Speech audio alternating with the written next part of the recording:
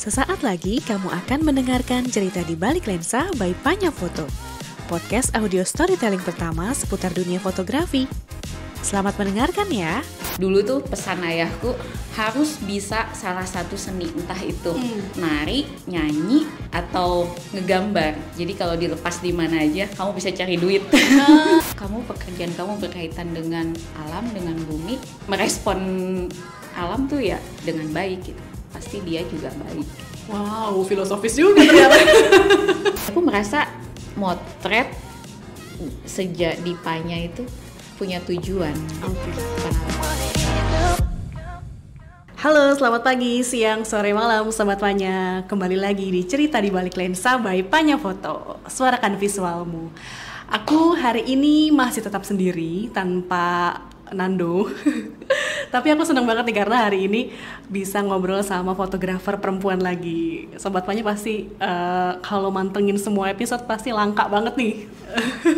Fotografer perempuan jarang karena mayoritas semuanya laki-laki nih. Siapa ya kira-kira? Sobat Panya mungkin pernah melihat karyanya seorang fotografer ini di Instagramnya Panya, websitenya Panya, atau YouTube-nya Panya, dan juga mungkin perlombaan fotografi yang pernah diikuti oleh Mbak yang satu ini. Siapakah dia? Halo, apa kabar Kak? Baik. Yose Maria. Yeay.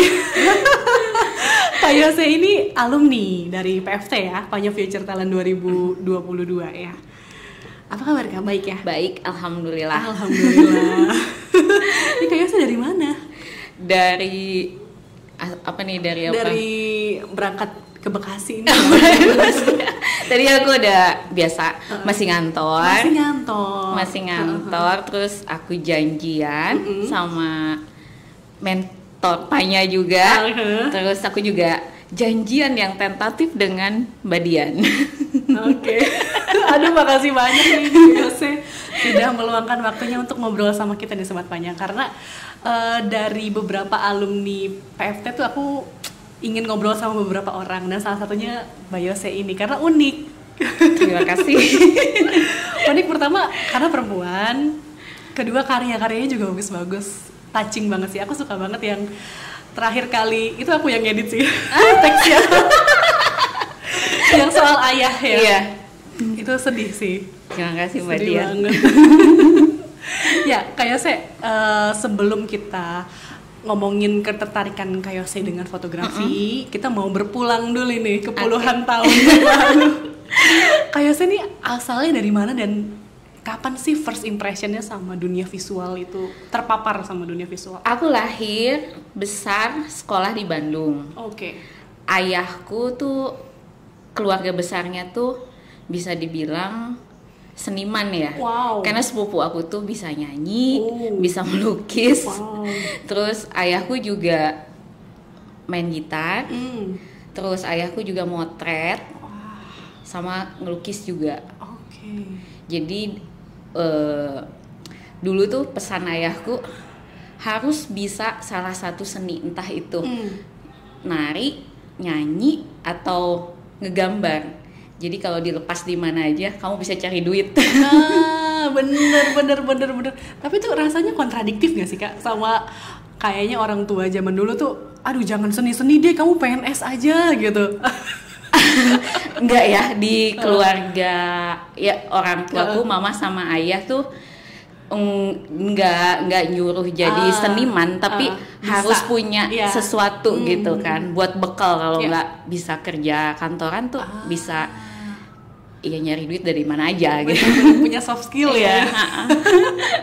Berarti keluarga memang terbiasa dari kecil, ada yang nyanyi, ada yang tadi lukis, motret, bahkan ayah motret. Nah ini apakah dari ayah juga perjumpaan pertama kali dengan dunia visual? Sebenarnya merasa bersalah ya, karena dulu ayah suka, kamu harus belajar motret gitu.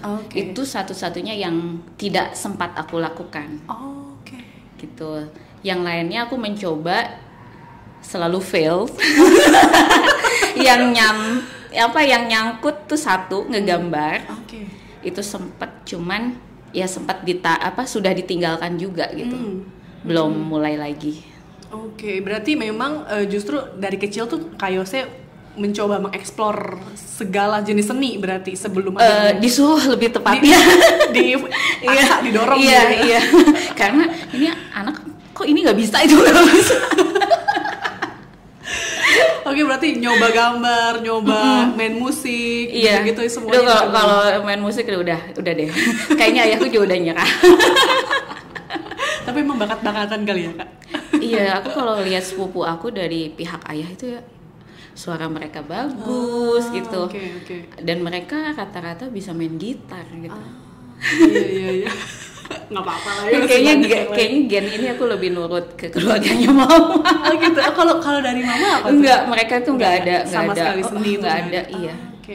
Kayak nggak ada juga sisi romantisnya gitu ya dari keluarganya mama gitu ya. Kalau aku lihat. Berarti lahir dari keluarga yang seniman lah ya, seniman pencinta seni di Bandung. Kemudian sampai lulus, sampai kuliah di Bandung. Kuliah di Bandung, kerja di Jakarta. Oke, nah ini menariknya berarti tadi setelah mencoba berbagai jenis kesenian, tadi kan ada juga kerasa sesal dari Kak Yose nih. Berarti memang di saat ayah masih hidup belum pernah belajar. Belum pernah, tapi aku menikmati ya, gitu kayak nggak ngerti apa-apa sih, kayak suka aja gitu pergi ke museum gitu terus lihat pameran, kayak karya-karyanya siapa gitu kalau lagi kebetulan lagi traveling gitu. Tapi ya nggak ngerti, cuman suka aja gitu. Oh, di momen itu ayah motret? Iya, waktu masih bersama ya, waktu aku masih kecil gitu. Oke, berarti Kak Yose menikmati karya hasil fotonya ayah gitu. Oke. Tapi belum ada sama sekali kepikiran, tertarik.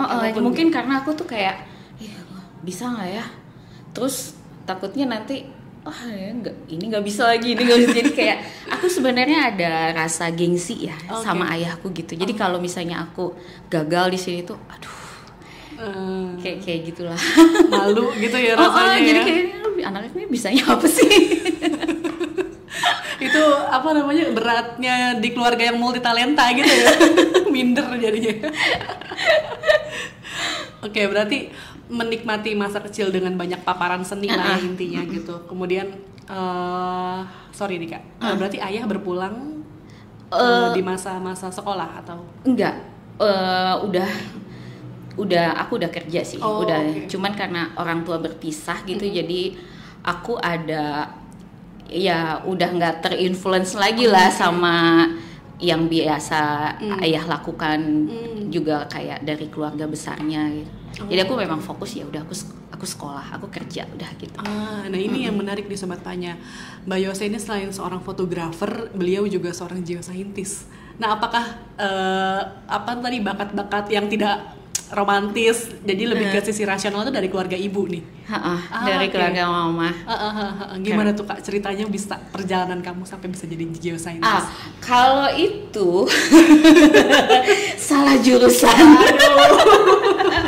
Kerap terjadi. Sebenarnya cita-citaku tuh jadi arsitek. Jadi arsitek. Iya, karena ayahku juga pekerjaannya berkaitan dengan properti ya.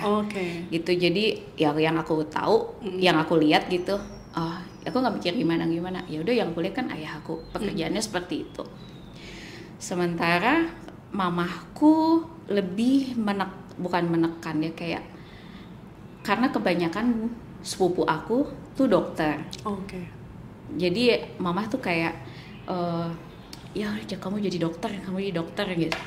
Cuman ya didikan orang zaman dulu ya, jadi aku nurut gitu. Ya udah aku ikutin deh gitu. UMPTN ketahuan banget umurnya. Kalau sekarang kan SBMPTN. Pernah juga sih baru. Pokoknya aku ngambil jurusannya itu arsitek sama kedokteran gitu. Tapi kan aku nggak pengen jadi dokter ya. Gimana caranya gitu nih? Karena aku tahu passing grade yang ini, ya udah aku pilih yang jurusan yang susah gitu, kayak di UI gitu kan, passing grade-nya tinggi ya untuk kedokteran umum. Tapi aku pengen banget masuk arsitek ITB gitu kan. Aduh apa nih, agak deg-degan juga gitu. Ada 3 pilihan kan waktu itu. Aku ngasal aja deh gitu kan. Pilihan 3-nya apa sih yang teknik di Unpad? Geologi, ya udah aku milih itu.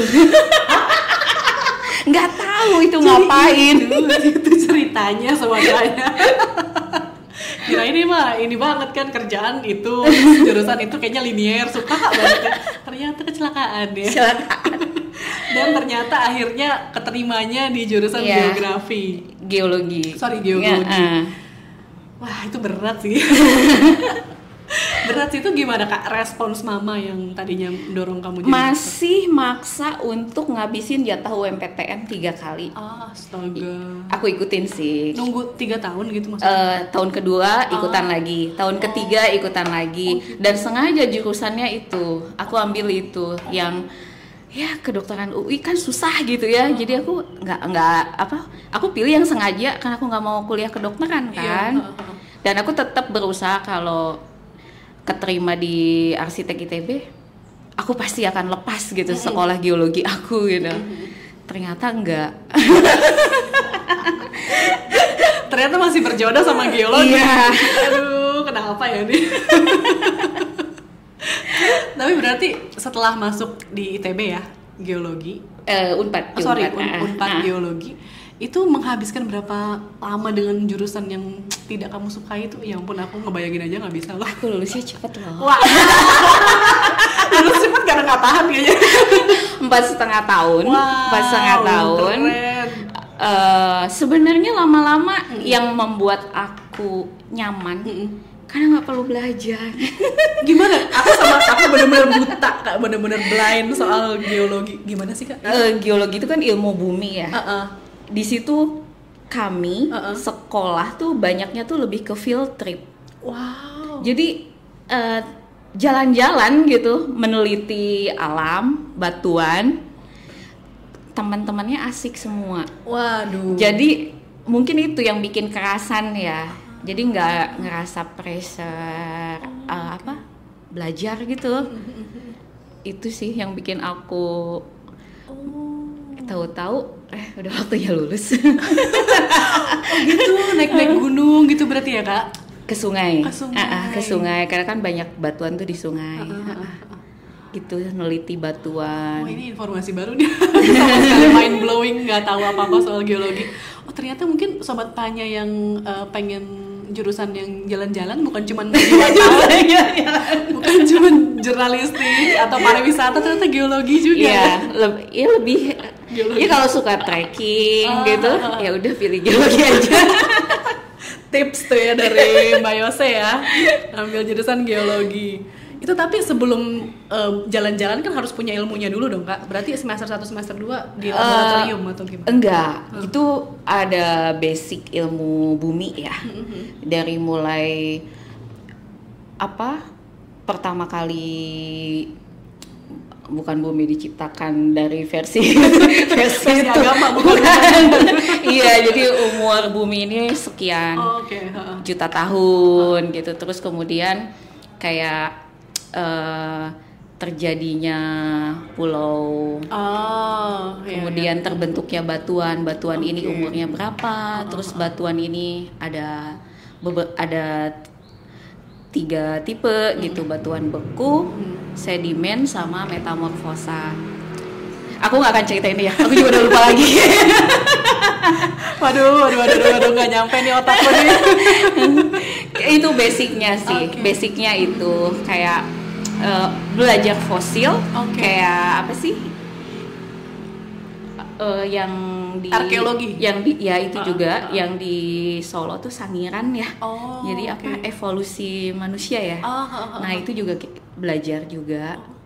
Oke, jadi sebenarnya tuh ilmunya lintas disiplin ya Kak ya? Iya, ilmunya semua sih. Jadi ilmunya belajar eksak tuh kan biasanya kita ada didikan orba gitu ya Kak. Biasanya kan dikotak-kotakin ilmu sosial. Ini benar-benar ilmu. Kalau salah satu mantan bosku bilang ya, harus punya hati yang baik, jadi merespon alam juga akan baik gitu. Aku ingat banget ya, salah satu bosku tuh bilang, kamu pekerjaan kamu berkaitan dengan alam, dengan bumi, kamu harus punya, kayaknya terlalu lebay kalau hati yang bersih. Merespon alam tuh ya dengan baik gitu, pasti dia juga baik.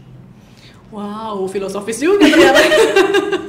Jadi memang perpaduan ya Kak. Maksudnya ilmu sosialnya dapat, dari segi manusianya, perspektifnya belajar, tapi alamnya juga ya. Oh iya. wow. Wah menarik ya ternyata. Tapi kan harus anak IPA ya Kak? Iya, IPA. SMA IPA ya? Iya, Nggak bisa. IPA. Fail, aku fail. Aku broadcasting Sobat Panya, tidak lolos. Oke. Nah setelah lulus tuh Kak, sorry. Nah kamu di masa-masa kuliah itu ikut UKM gitu nggak sih Kak? Atau komunitas? Atau sudah ada benih-benih untuk mengenal foto lagi Kak? Enggak. Oke. Justru malah sibuk dengan aktivitas olahraga. Oh wow. Karena kami tuh di jurusan geologi, ospeknya itu lama banget. Dan tapi ospeknya itu diisinya dengan aktivitas olahraga. Terus aku sampai berpikir, gua nih kuliah jadi atlet Atau karena memang harus kuat jalan trekking gitu ya Kak? Iya, karena kan banyaknya belusukan ya, jadi mungkin stamina gitu kan. Oke. Tapi memang jurusan Kakak doang, jurusan lain nggak kayak gitu? Setahu aku enggak ya. Oh oke. Mempersiapkan fisik ya. Iya. Oke. Seru banget ya. Berasa satu kelas tuh mapala semua. Oke, berarti itu benar-benar Kakak itu lebih banyak latihan fisik, kemudian terjun ke lapangan, observasi gitu ya, riset-riset. Jadi 4,5 tahun itu full. Iya, fokus. Kebanyakan sih ini ya, field trip ya, kebanyakan field trip. Kalau di kelasnya itu cuman 1,5 tahun ya, yang full, ya maksudnya presentase lebih banyak itu satu setengah tahun pertama aja. Kesananya itu ya cuman beberapa mata kuliah yang di kelas. Oke, iya asik banget ya. Wah, asik ya Sobat Panya. Aku jadi pengen daftar. Sekarang asik ya, tapi pada saat menjalani, waduh, ini belusukan mau ngapain sih? Iya. Oke, berarti nggak heran 4,5 tahun bisa cepet kuliah karena memang concern ya belajarnya ya. Sebenarnya karena di ultimatum juga. Banyak pressure ya. Iya, aku juga bingung ya. Tapi rata-rata kayaknya didikan yang seangkatan aku seperti sih. itu ya. Iya benar-benar orba lah ya. Orang tua orba. Aku mau lulus kapan? Masuk orang tua aku juga seperti itu. Iya. Oke, tapi ya pressure tapi juga berusaha untuk nikmatin juga ya, eksplorasi. Nah, saat momen-momen di alam itu udah bawa kamera nggak sih? Udah punya kamera belum? Atau warisan bokap gitu? Enggak, belum. Justru aku menyesali, padahal dulu tuh banyak banget yang bisa aku foto gitu kan. Termasuk pada saat aku bekerja 5 tahun pertama, aku kan banyak di lapangan ya, banyak di pengeboran. Wow, harusnya orang tuh Palu itu baru booming baru-baru ini kan pantainya. Aku kesana tuh orang belum banyak yang tahu, tapi aku belum motret. Aku cuma motret pakai HP. Sayang banget ya, belum kenal. Oke, jadi momennya masih pakai handphone, tapi masih ada nggak tuh Kak memori di HP yang zaman-zaman dulu? Ada kayaknya, kalau dicari ada. Ada sih beberapa. Mungkin aku harus scroll ini Facebook aku ya, yang zaman-zaman dulu banget. Untuk ada Facebook ya? Iya, untuk ada Facebook. Masih ke arsip. Iya. Oke, berarti Kak Yose 4,5 tahun geologi, kemudian lulus dan langsung menjadi geoscientist. Serabutan dulu kerja. Oke, nah ini pasti menarik nih. Gimana nih Kak ceritanya? Dulu tuh aku tetap idealis kan. Gue sekolah udah susah nih geologi, masa sih nggak di bidang itu? Betul. Kalau geologi itu kan luas. Bisa ke pertambangan, bisa ke perminyakan, bisa juga tata kota, bisa juga bikin bendungan. Oh gitu. Cuman waktu itu aku dapet penjurusannya ke perminyakan. Tapi aku juga nggak seidealis itu harus kerja di perminyakan gitu kan. Mana aja deh yang duluan gitu. Tapi waktu itu sempat aku kayak magang kayak gitu. Magangnya sih di pusat pengembangan teknologi mineral. Tapi kerjaannya arrange seminar. Jadi administrasi banget gitu kerjaannya. Ada beberapa bulan dari abis sidang itu. Kayak gitu. Tapi kamu tuh sebagai geoscientist gitu yang memang dididik dari dulu outdoor, berarti nggak tahan banget ya kalau kerja indoor administratif gitu-gitu ya, manajerial. saat ini sih enjoy, jadi aku bisa ngelakuin hobi. Nah ini berangkat aku sampai akhirnya ada sesuatu yang aku tekunin gitu ya, karena pekerjaan mengharuskan aku banyak di belakang meja. Aduh, gimana ya memaksimalkan gitu ya waktu yang ada. Oh iya, ada satu yang belum aku coba, ya foto itu. Memori masa kecil ke-recall gitu ya? Iya, jadi kayak apa gitu ya yang harus aku lakuin, dan aku bisa ya, kalau olahraga kan udah biasa ya, maksudnya toh aku juga tetap olahraga, tapi nggak mungkin dong jadi atlet umur segini. Jadi ya itu, aku ingat kayaknya aku punya utang sama ayahku. Masih ada sih saat itu ya, saat aku ngelakuin hobi aku itu tuh, ayahku 2017 pertama kali aku bener-bener yang motret pakai kamera. Oke, nah itu pas kamu motret pakai kamera, ayah gimana tuh Kak? Karena hubungannya juga nggak terlalu akur ya, jadi jadi aku nggak yang bilang aku motret. Oh iya. Kita harus tosan nih Kak, sama-sama anak broken home. Sama banget Kak, aku juga broken home dari SD kalau aku. Jadi kayak aku benar-benar ngerasa fatherless lah gitu. Jadi pas aku ngedit caption kamu, ya ampun kok bisa ya anak perempuan secinta itu sama ayah. Ya aku nggak bisa kayaknya. Kalau saya jadi berlinang air mata, maaf. Kalau kata psikolog aku tuh dulu mikir apa sih daddy issue ya gitu ya. Iya. Ini toh. Iya. Kayak gitu. Tapi aku juga maaf ya Kak, Gak apa-apa. membongkar trauma nih sebenarnya. Tapi aku juga rutin ke psikolog sih Kak, untuk mengobati ya. Tapi kebetulan ayahku baru meninggal beberapa bulan yang lalu, jadi ngerasa oh iya juga ya daddy issue. Dan setelah baca riset ya Kak, ternyata Indonesia tuh jadi negara ketiga di dunia yang paling banyak fatherless. Dan itu impact banget ternyata, apalagi untuk kita yang anak perempuan kali ya, menilai lawan jenis gitu tuh punya pengaruh yang besar. Jadi aku pas ngelihat kamu itu karya kamu itu sentimental banget, astaga. Aku sih ini harus terima kasih ya sama Panya gitu. Kalau nggak jadi VFT dan bikin sesuatu gitu, kayaknya aku nggak akan pernah ke psikolog. Triggernya justru pas pada saat itu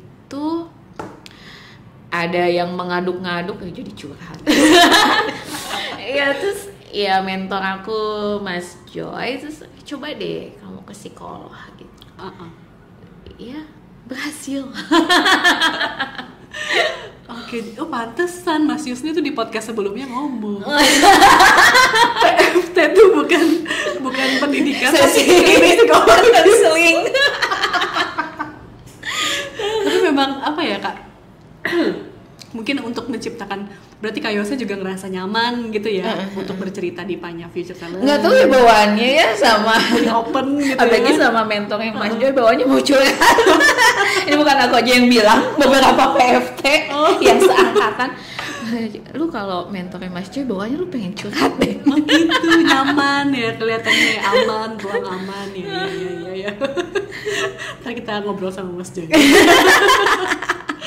Oke, berarti aku kan ngelihat karyanya Kak Yose tuh yang tentang ayah itu ya. Itu ada foto ayah, terus ada foto-foto pegunungan dan lain, itu memang foto ayah, karya ayah. Enggak, jadi aku tuh sebenarnya di balik buku ini itu kan aku sebenarnya nyari ya foto. Aku saat itu aku merasa aku udah kumpulin foto-foto yang aku kecil sama ayah gitu. Ayah kan rajin motret juga. Pas aku ngerjain project semester 2 ini disuruh nyari gitu kan. Arsip ya, nggak ada. Aku cuma punya 3. Cuman punya makanya judulnya itu kan. Cuman punya 3 foto. Tapi aku merecall dulu tuh sama ayah gimana gitu. Aku kolaborasi dengan pelukis Alodia. Aku cerita.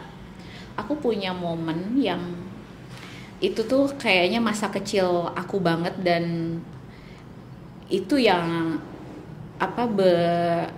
jadi kayak aku jadi mengerti gitu kenapa aku sekarang tuh kok aku suka gitu ya, padahal trekking itu kan capek, panas gitu terus kan. Stereotyping perempuan itu jarang suka outdoor. Terus gue nggak enak banget gitu, tapi aku tetap aja gitu, aku suka gitu kan. Oh iya, dulu kan dari kecil aku bahkan dari masih balita gitu ya, sama ayah tuh udah dibiasain jalan dan memang berdua, bukan dengan mama aku gitu. Bondingnya ternyata sudah dari kecil. Iya. Terus aku cerita malu dia. Ini yang aku ingat tuh terutama gitu ya, di area-area sini terus selalu dia gambarin. Aku bilang itu masuk ke buku aku. Itu tuh lukisan ya ternyata ya. Ada 3 itu ilustrasi dari Alodia. Berarti yang foto yang jepretan ayah itu yang ayah, terus yang mana lagi yang kamu kecil ya Kak? Iya. Satu lagi yang mana tuh? Yang bareng sama ayah itu yang aku bayi di gendong. Ada itu ibu. Satu. Terus satu lagi itu foto aku wisuda. Itu. Terus satu lagi yang foto beberapa bulan sebelum ayah meninggal. Jadi aku sempat foto. Jadi waktu itu ayahku lama di rumah sakit, terus tidak disangka sehat ya, bisa dibilang sehat paripurna gitu. Terus nggak lama. Biasa kan ya kalau orang tuh jadi kayak PHP-in gitu. Tahu-tahu berapa bulan, 3 atau 5 bulan meninggal. Iya. Fluktuatif gitu ya. Aku sempat foto sebelum itu meninggal. Nah berarti ternyata pantesan sedih loh. Terus soalnya temen aku juga kan follow Panya kan, terus dia nanya ini karyanya siapa sih? Mbak Yose Mariam nih, Instagramnya ini gitu. Sedih banget ya dapet gitu loh. Ternyata memang mungkin kamu juga membuatnya penuh rasa ya. Jadi apa tuh Kak, kamu sebagai geoscientist yang berapa tahun total kamu jadi geoscientist? Aduh, mau ngitung umur lagi nih. Ya berbelasan tahun lah ya. Aku 2004 sih mulai kerja sampai sekarang. Iya, alhamdulillah. Wow, belasan tahun menjadi seorang belasan atau puluhan tahun menjadi seorang geoscientist. Dan ketika 2017 itu berarti mulai motret, mulai lagi motret gitu ya, terus juga nge-recall memori sama ayah. Dan ternyata ini opiniku ya Kak, sebagai yang melihat karya kamu, itu menjadi rilis kamu gak sih Kak? Iya, terapeutik. Terapeutik ya. Iya. Aku kan diajarin Mas Joy. Selain motret, bikin juga medianya cyanotype. Nah, itu kayak menghipnotis gitu loh, jadi kayak tenang gitu, anteng gitu. Pantesan dia anteng banget kayaknya. Mas Joy, Anda anteng sekali terlihat. Iya, terapi ya. Terapi sendiri. Berarti sebelum kita ke karya Mbak Yose lagi nih, ikut PFT bisa terpapar, ada informasi soal PFT tuh dari mana? Sebenarnya aku udah lama kepo Panya nih. Cuman lihat dong lokasinya. Iya, Bekasi ya. Jauh gitu. Iya. Waktu itu aku sempet ketemu Mbak Swanti, salah satu guru pertama aku motret, Ence Chin, bilang, itu terkenal loh. Aku kan masih belum ngerti kan, terus pas aku kan suka kepo gitu. Ini sama Panya gitu. Terus beberapa kali aku ikut kayak kelas pendeknya Mbak Swanti tuh, waktu itu ada yang tentang bagaimana membuat portfolio. Aku juga nggak ngerti dulu portfolio ini apaan sih, apa gunanya gitu kan. Aku ikut itu, aku ikutin aja lah gitu kan. Karena kan emang kebanyakan waktu saat itu. Bingung mau ngapain. Nah terus pandemi, Panya bikin kelas pendek tuh, photocam ya. Nah aku ikut kelasnya Pak Edi. Terus dia kayaknya susah nih kelas gitu kan. Karena aku sebelumnya udah yang, aduh kok gini-gini aja gitu ya. Bukannya sombong nih. Iya mungkin pendekatannya. Aku kan gitu, kalau nggak ada tantangan tuh ya udah lepas gitu kan. Terus ada PFT 2021 ya. Yang pertama. ikutan nggak ya? Nanti dulu deh, aku lihat dulu gitu kan. Daftar deh 2022. Aku daftar gitu kan. Agak bingung juga tuh pas di interview. Buset, ada interviewnya gitu. Wah, ini beneran nih. Ini bukan kaleng-kaleng gitu kan. Orang ke situ rata-rata udah bisa motret dulu gitu kan. Udah bisa motret dulu, abis itu punya ide apa gitu buat bikin ceritanya gitu kan. Ya udah, aku ikut. Yang tadinya itu buat ngisi waktu karena pandemi. Aku nggak bilang beban ya, tapi karena lingkungan satu angkatan itu ya, teman-temannya bagus-bagus gitu ya. Mereka pinter-pinter, terus apa namanya? Kreatif gitu. Terus yang tadinya aku mau ya udahlah cuman buat ngisi waktu, kan aku malu ya kalau teman-temannya bagus-bagus gitu ya, kayak jomplang banget gitu kalau nggak oke gitu kan. Itu sih yang aku rasakan di PFT. Seneng banget berarti ya Kak, maksudnya terpilih kan, karena kan nggak semuanya lolos kan. Terus kan pas lihat, ini udah kemana-mana gitu kan. Wah, kalau gue sih motret ya biasa aja gitu-gitu aja. Tapi memang 2017 itu kamu mulai motret itu koleksi pribadi aja Kak, atau kamu kirim ke media atau gimana? Enggak, aku koleksi, aku nggak pernah ngirim ke media, tapi aku pernah ikutan. Mas Yopi kalau denger ini pasti ketawa. Aku pernah ikutan yang salon foto gitu. Sebenarnya cuman buat ini aja sih, buat foto gue diterima gak sih gitu, kayak pembuktian. Karena kan orang-orang sekitarku tuh bilang, lu kalau ke situ tuh ya fotonya tuh yang harus yang editingnya bagus banget gitu. Aku kan paling males berat. ngedit software gitu, aku paling males ya. Ya udahlah, aku motret apa adanya gitu ya. Maksudnya apa yang ada di kamera gitu. Udah aku kirimin gitu. Diterima. Ya udah, aku udah maksudnya accepted gitu, ya udah aku nggak penasaran lagi kan. Ya udah cukup sampai di situ gitu. Oh, itu di mana Kak? Di luar negeri? Enggak, itu salon foto, event yang banyak deh, kalau lihat Instagram tuh banyak tuh yang salon foto. Oke, karena Kak Yose kan sempat nggak boleh dikasih tahu dulu ya. Takut pamali. Ya intinya Kak Yose sedang inilah ya, mengirimkan karyanya lah. Amin. Kemana nanti aja. Nah, ngomong-ngomong soal itu tuh Kak, setahun itu kan intens ya, maksudnya tiap Sabtu terus ada tugasnya, tugas akhirnya, ada tugas risetnya, tangan itu gimana cara membagi waktunya tuh Kak? Aku tuh kalau ada tugas gitu ya, aku kayak punya utang loh. Iya, benar. Kayak pengen cepet beres. Ini Mas Yusni pasti relate nih. Dengar pasti dia. Dia juga gitu kan, kayak pengen cepet beres. Itu sih aku kalau ya aku harus beresin, tapi ya nggak ngasal juga ya, maksudnya ya udah maksimalnya aku segini gitu. Tapi Kak Yose memang kerjanya weekday, weekendnya aman? Kadang-kadang ya nggak aman juga, tapi aku kan semester 2 tuh aku banyak bolos sebetulnya. Banyak bolos tapi tugas harus tetap ngumpulin gitu kan. Ada tuh di teman PFT juga kan, lu bolos lagi. Gitu. Tapi ya so far sih enggak yang beban gitu, enggak.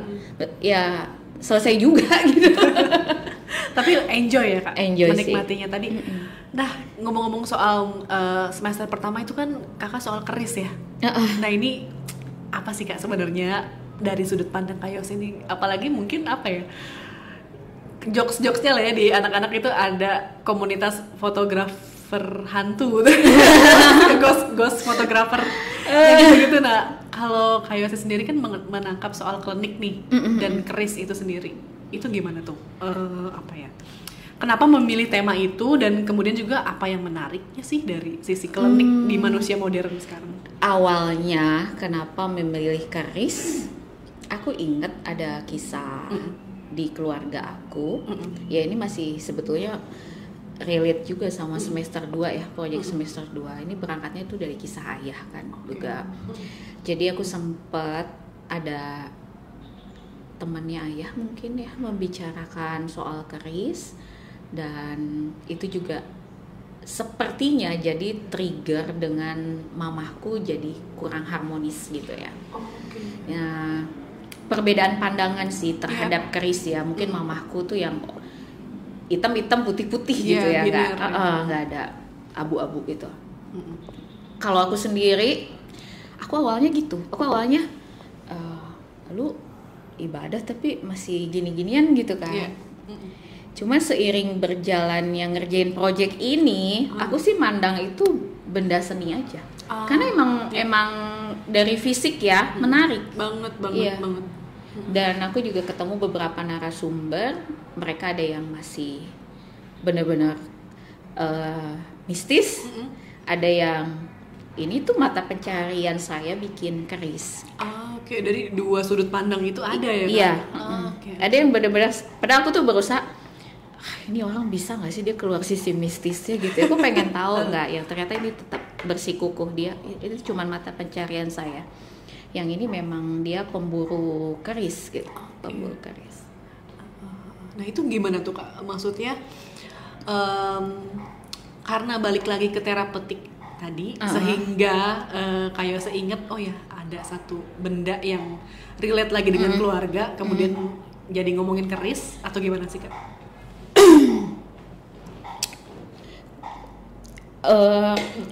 Aku sebenarnya tuh kayak dulu kan mungkin ingatan masih setengah-setengah gitu ya. Aku kayak cari tahu tuh apa sih sebenarnya gitu. Karena aku punya versi sendiri untuk ketidakharmonisan di keluargaku gitu kan. Tapi kan lama-lama gitu ya, terutama setelah ketemu psikolog gitu ya, aku jadi dulu mungkin aku kayak ngeblok gitu memori ya, aku nggak mau ingat gitu. Tapi dengan setelah sesi konseling itu jadi lama-lama ini ke recall ya, jadi oh ya kayaknya aku perlu cari tahu juga sih dari sisi ini seberapa berpengaruhnya gitu terhadap orang tuaku. Apa sih gitu yang membuat mereka benar-benar menjadi tidak harmonis gitu. Wah, relate lagi nih. Sebagai sesama anak broken home nih, relate lagi sama sih Kak. Aku juga mencari-cari alih-alih nangis gitu kan, meratapi keluarga yang berantakan. Tapi semakin dewasa semakin ngerti, dan akhirnya aku senang belajar gender kalau aku Kak. Ternyata penyebab keberantakannya keluargaku karena memang ayahku tidak mau mengerjakan pekerjaan domestik, sekaligus juga tidak publiknya enggak, domestiknya enggak. Jadi dari situ aku belajar pembagian peran dalam rumah tangga itu penting ya gitu, sehingga nah ini juga ya, aduh jangan marah ya orang Sunda, aku juga orang Sunda. Aku juga ibuku Sunda kok. Iya, katanya di orang Sunda tuh pria itu nggak mau mengerjakan pekerjaan. Stereotypingnya. Tapi ayah aku tuh enggak, justru lebih telaten gitu ya, lebih telaten ketimbang mama aku gitu.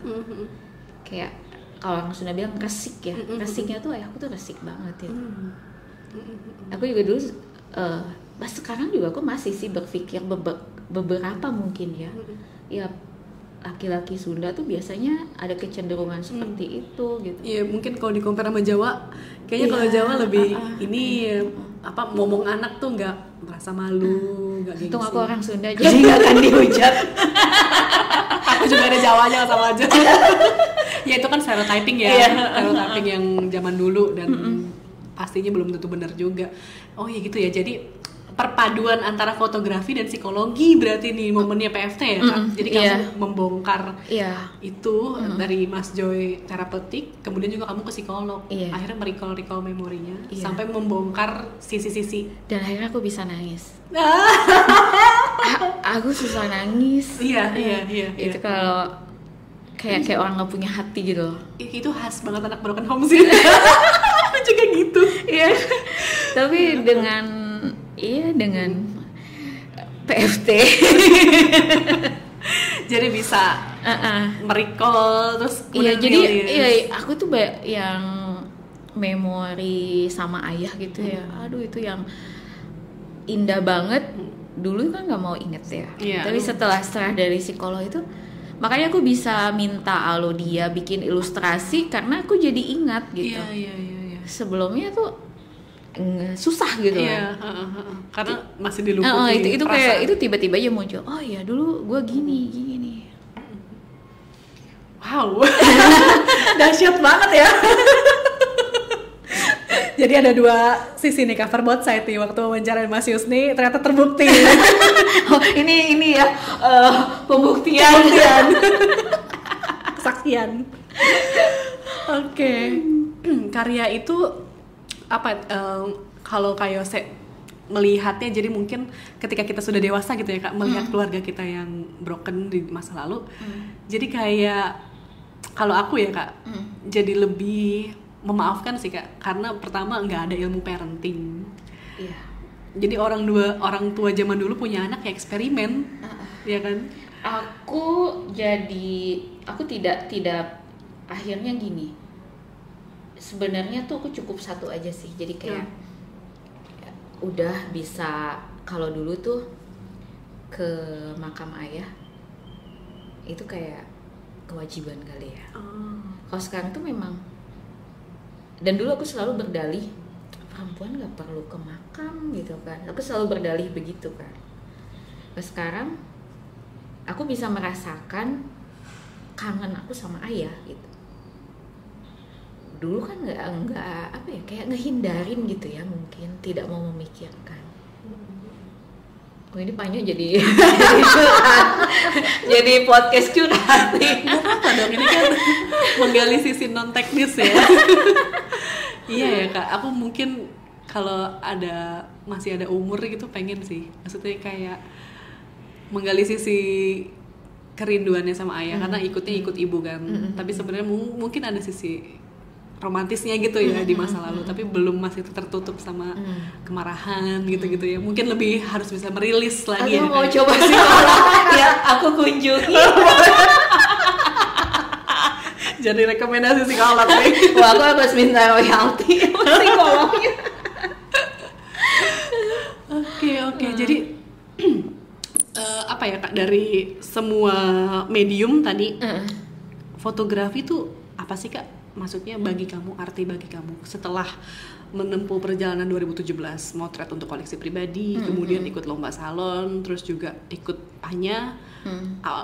Fotografi itu kekuatannya apa sampai bisa kamu akhirnya teguh nih tetap memotret sampai hari ini?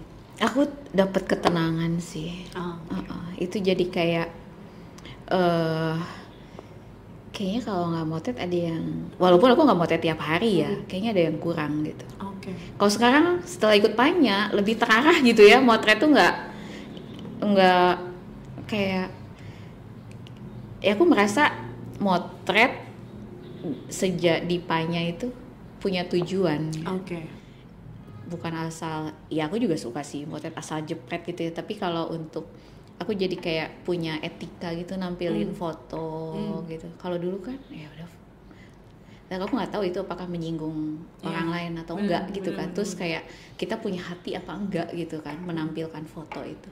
Terus sekarang tuh aku jadi aku mau motret kayaknya ada kayak kaidahnya gitu ya. Kayak bikin cerita juga.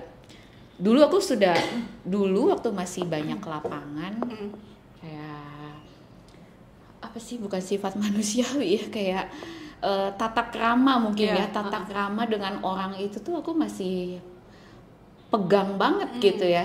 Tapi sejak aku kurang juga berinteraksi dengan orang kayak di daerah, di lapangan gitu, banyaknya aku di belakang meja, itu sempet sih aku kayak aku bingung nih kalau berhadapan sama manusia gitu ya. Iya gitu kan, taunya kan yang satu komunitas aja gitu. Dan ketika waktu motret buat project gitu, buat personal project, aku jadi kayak oh iya dulu tuh gini ya, maksudnya berinteraksi sama orang gitu.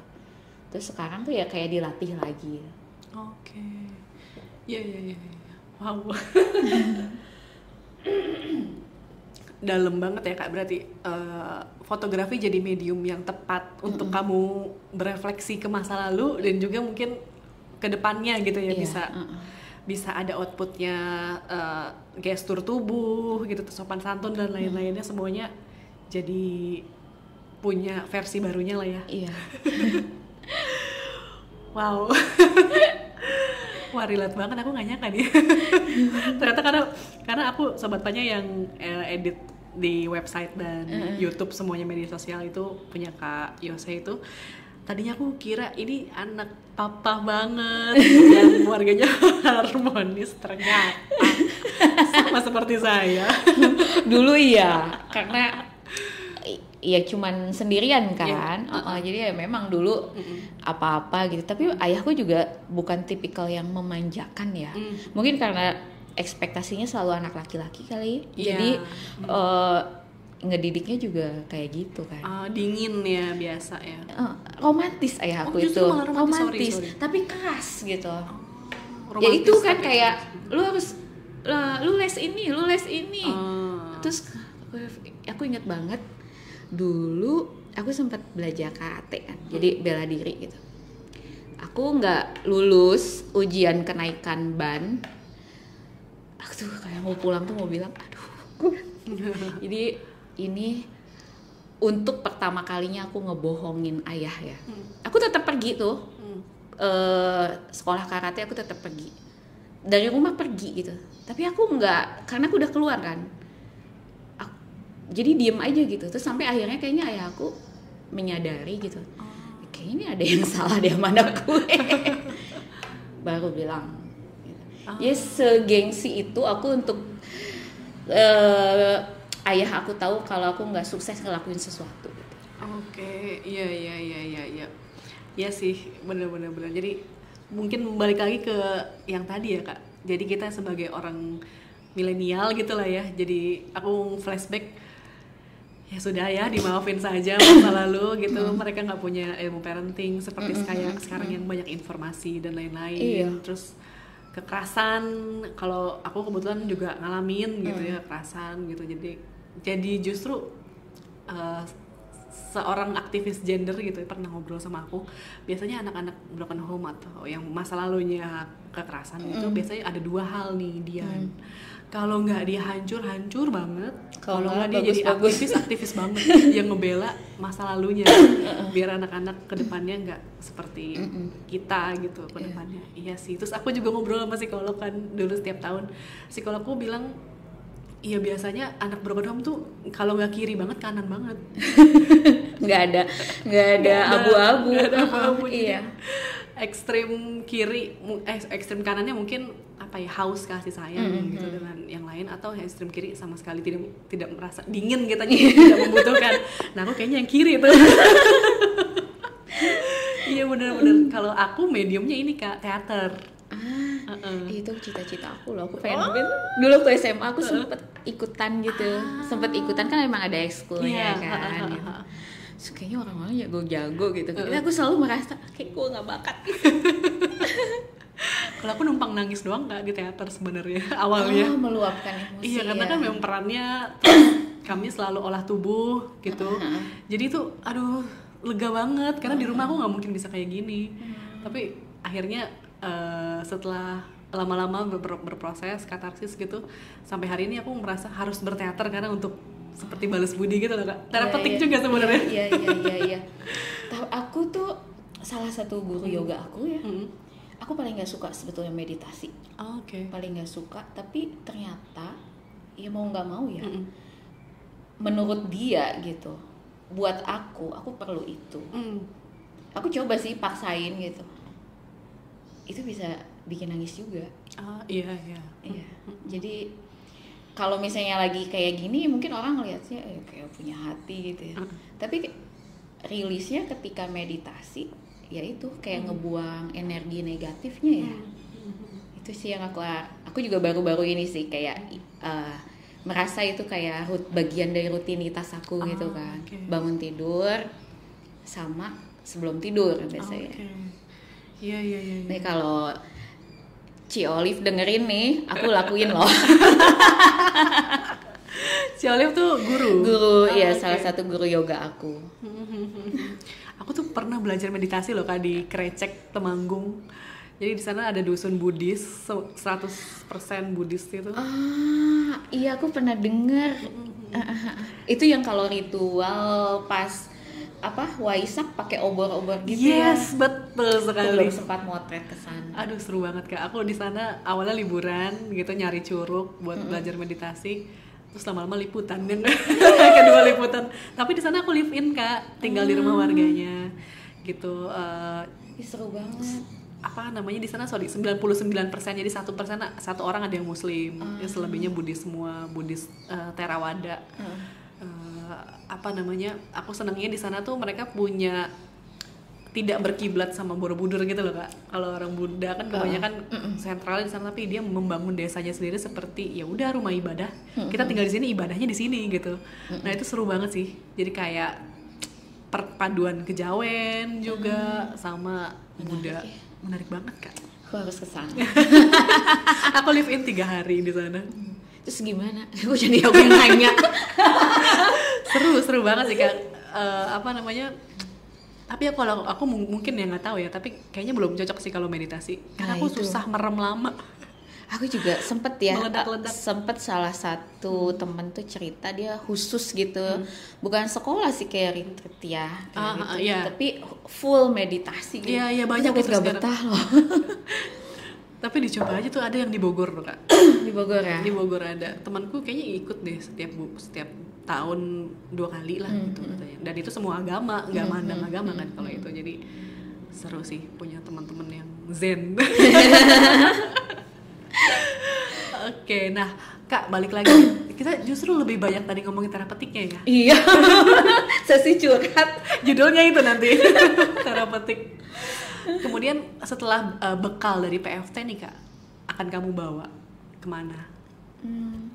Aku jadi serius ya. Jadi serius tuh kayak aku udah sekolah susah-susah gitu ya di PFT. Aku pengen punya buku. Tapi jadi promosi. Itu yang itu Kak, yang ayah? Atau bukan? Itu salah satunya. Tapi sebetulnya tuh aku ada yang masih ongoing ya. Nah itu yang terusannya dari Landep. Itu lagi aku lanjutin. Oke. Ternyata bikin buku susah. Banyak ngobrol Mas Wanti.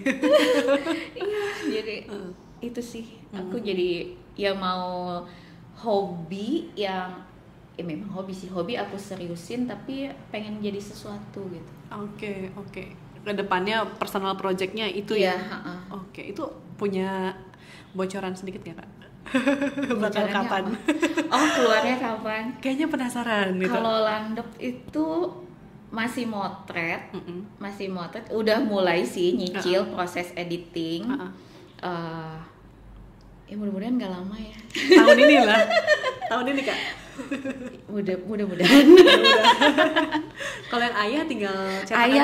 Ayah tinggal cetak aja. Okay. Ayah tinggal cetak aja udah selesai sih. Nah itu respons keluarga gimana tuh Kak? Membaca ayah gitu, buku ayah.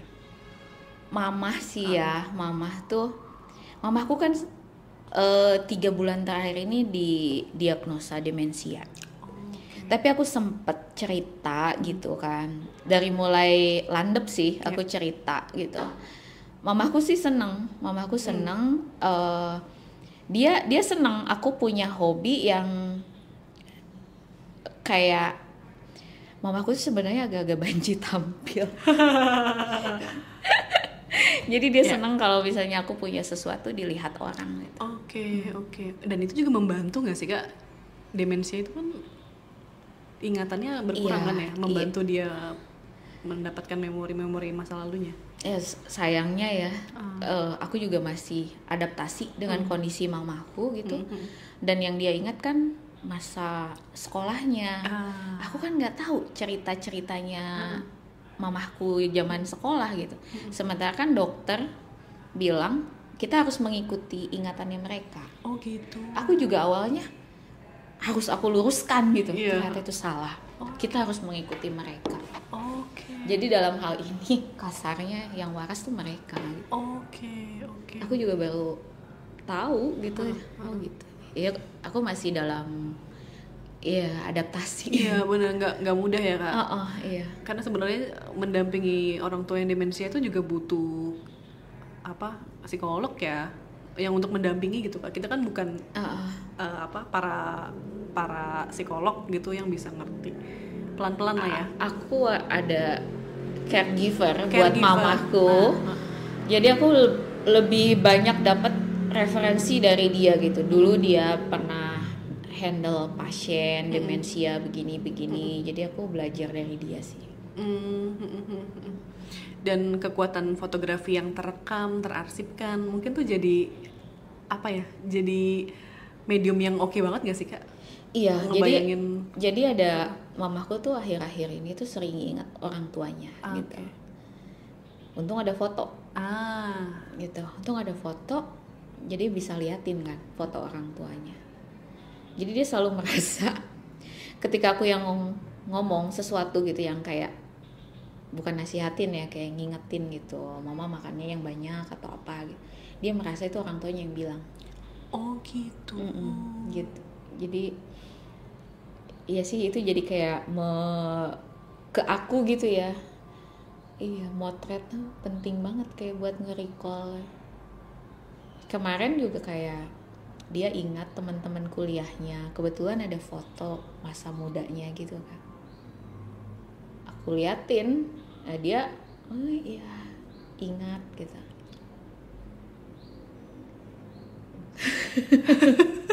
Waduh, magis banget ya ternyata ya, kekuatan foto ya, luar biasa ya, benar-benar. Terutama karena aku kan tidak ada di masa itu. Iya, kan? benar. Jadi itu kayak ke akunya juga bukan sekedar mengiyakan cerita dia, tapi bisa nyambung, gitu kan. Ya, jadi jadi sentimental ya Kak, si fotografi itu ya. Iya. Berawal dari ayah yang suka motret, kemudian memorinya masih ada di kepala, terus kamu mulai motret lagi 2017, terus kamu kehilangan ayah, terus kamu mempersembahkan sebuah buku tentang ayah gitu, dan fotografi, melalui fotografi, terus juga ternyata si foto itu juga menjadi medium yang tepat untuk merecall memorinya mama gitu ya. Wow, ini benang merah ya Kak? Benang merah, sebenarnya isinya keluarga isinya, memang itu khasnya anak broken home juga sih Kak. Kayaknya kita udah berpetualang kemana-mana nih, tapi terbalik lagi kayak ada momen dimana mungkin ya, psikologku pernah bilang juga, apapun masalah yang nggak solve itu pasti akan berulang, balik lagi, akan balik lagi. Terus aku mikir, ya juga ya, aku kayaknya nggak solve nih, tidak solve, akan menghampiri terus, akan menghantui kita terus Kak. Tapi ya itu ya, perjalanan untuk men-solve itu perlu waktu ya, perlu sekolah di PFT dulu. Perlu sekolah di PFT dulu nih, Sobat Panya yang punya punya isu yang ingin dirilis, dilahirkan gitu, bisa ikut. Siapa tahu melalui PFT. Wah, banyak banget ya ternyata. Aku nggak nyangka lah intinya. Aku nggak nyangka banget ternyata bisa sentimental ini ngobrol sama Kak Yose. Wow.